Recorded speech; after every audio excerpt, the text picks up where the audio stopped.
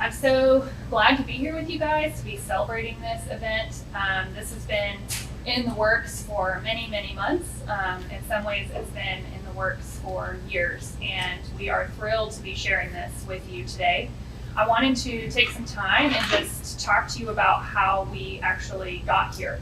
Back in 2007, some of the organizations in the community that work with businesses on a regular basis recognized that there could be more that we were doing to support entrepreneurs. And so there was a study that was commissioned to better understand entrepreneurial development in Cabarrus County. And what that study found was that even though there were many organizations that work with small businesses and existing businesses and entrepreneurs, there was a real lack of cohesion among those particular resources. And if you were someone with an idea, or if you were someone with a startup, it wasn't entirely clear where to go. More than that, we found in this study that there was a lack of access to capital, which if you are an entrepreneur or you work with entrepreneurs, you know that is a critical piece of those early stage days for a company. It can really make or break a company. And so all of these things came out of this study, and ultimately the main recommendation was to bring these resources together, make it clear what resources were available in the community to support entrepreneurs, and ultimately establish a brick and mortar presence so that it was really clear to the community what was available for entrepreneurs. Unfortunately, it wasn't very long after that study was commissioned that it was 2008, it was a financial crisis, and that study was put on hold. It was recommissioned again in 2012, and the findings, despite everything that had happened over those few years, the findings really didn't change. That particular study, I think, has come in and out of focus over the years, primarily because there was no one organization that was equipped to carry that burden alone.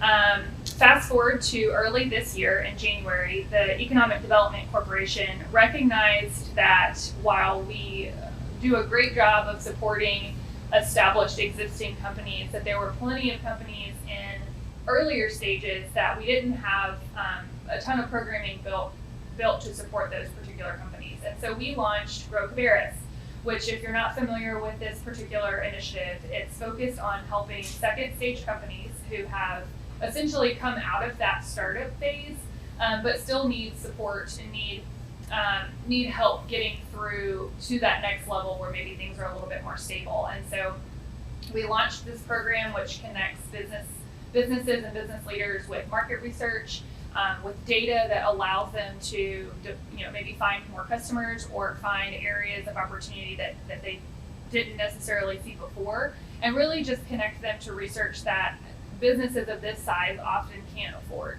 And what we found whenever we were working with these companies is that not only was this a much needed resource, but there were also companies that were in even earlier stages who still did not have a ton of resources available to them.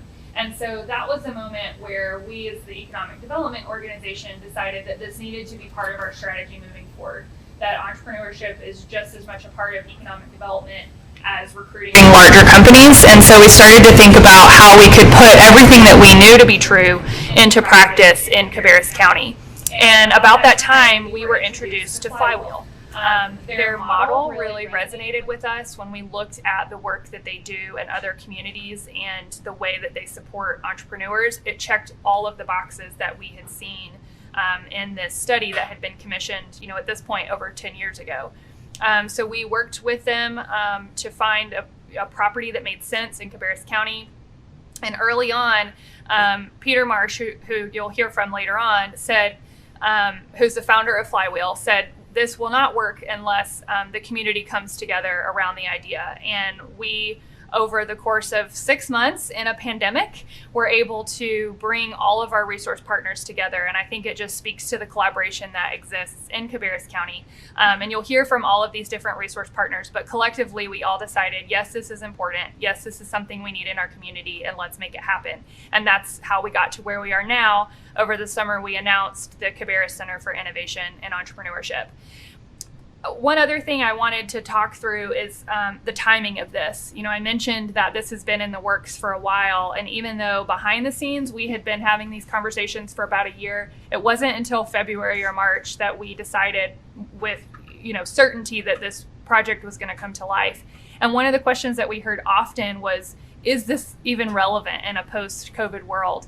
If you look at co-working specifically, there are a lot of questions about whether or not this is sustainable now. You're hearing questions about the future of office work and the future of remote work. But Peter would tell you that co-working is alive and well, that his members are returning to the Flywheel facility across the state. They are attracting new members. And a lot of that has to do with the fact that those of us with children at home are probably tired of having to have Zoom calls with crying babies outside their door. But one other piece of this that I know to be true, the data that we've seen is that entrepreneurship supports economic recovery. And if you look at recessions in the past, many of these, what we would call unicorns, which are companies that are have a valuation of $1 billion or more, many of those were founded during a recession. And we want to be a community that is well positioned to support that type of economic recovery. More recently, there was a study out of Columbia that talked about the importance of entrepreneurship as it relates to economic recovery and how post-COVID the business formation rate has declined. And that's pointing to signs that maybe the recovery and the adaptation may not be at the levels that we want it to be. The quote that you hopefully see on your screen here is that a real recovery will be spurred by entrepreneurship. And we're seeing our peers across the state in economic development are wondering, how do we support entrepreneurs? What does that look like? And I'm so glad that we have been having these conversations already, that we're in a position to push this forward, and we'll be positioned later this year to really help our community and our economy come out of this by giving entrepreneurs a safe place to start new businesses. So I'm thrilled to be here. I'm happy that you're interested in the work that we're doing. And I'll turn it back over to Danielle.